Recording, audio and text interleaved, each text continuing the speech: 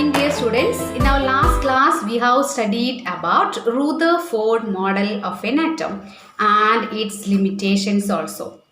And in order to overcome the objections raised against Rutherford model of an atom, another scientist, Niels Bohr, put forward another model for the atom. And today we are going to study Niels Bohr model of atom. We know that there is a positively charged center in an atom that is called nucleus.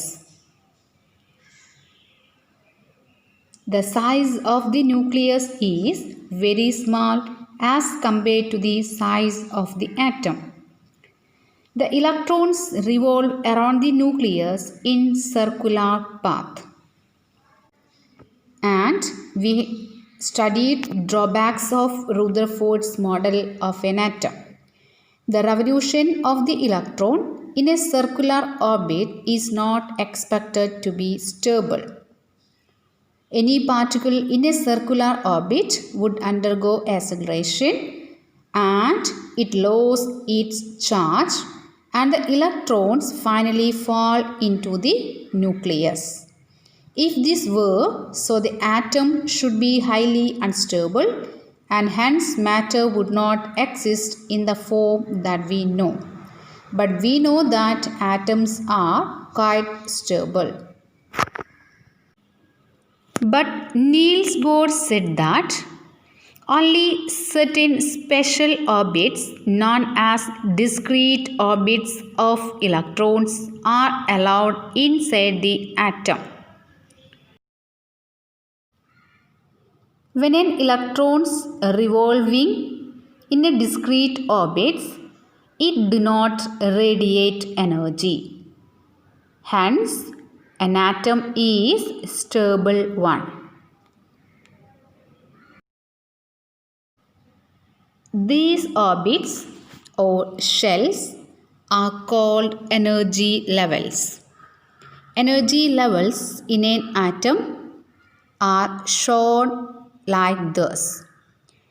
These orbits or shells are represented by letters K, L, M, N or the numbers 1, 2, 3 and 4.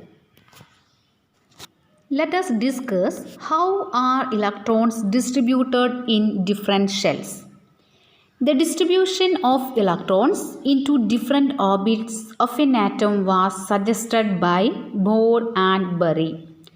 There are some rules for writing the number of electrons in different energy levels or shells. The first rule, the maximum number of electrons present in a shell is given by the formula 2n square, where n is the orbit number or energy level. And the second one, the maximum number of electrons that can be accommodated in the outermost shell is 8. Electrons are not accommodated in a given shell unless the inner shells are filled. That is, the shells are filled in a stepwise order. Let us discuss Niels Bohr model atom for sodium. So, sodium, we know that its atomic number is 11. So, number of electrons equal to 11. So, how can we write its electronic configuration? The first two electrons will fill in K shell and a second shell, that is L shell, can be filled by 8 electrons and the last one electron will goes to next shell, that is M shell. So its electronic configuration is 2, 8, 1 and the model is given in this picture. Open your textbook to page number 50. There you can see schematic atomic structure of the first 18 elements. So please copy to your notebook. In 1932, J. Chadwick discovered another subatomic particle which had no charge and a mass nearly equal to that of a proton. It was named as neutron. So, neutrons are present in the nucleus of all atoms except hydrogen. And in general, a neutron is represented as small letter n. The mass of an atom is therefore given by the sum of the masses of protons and neutrons present in the nucleus. Let us conclude our class. First, we can recap Rutherford's model. There is a positively charged center in an atom called the nucleus.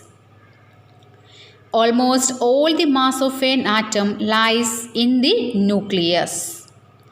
The electrons revolve around the nucleus in well-defined orbits. The nucleus is much smaller than the atom. Then what are the drawbacks? Electrons move in their orbits. Atoms are unstable. The postulates of Bohr's model are: electrons revolve in discrete shells called orbits. Electrons do not radiate energy. Within an orbit, the energy of an electron is constant. These orbits are called stationary orbits or shells. My dear students, this is the table you can see in page number 51.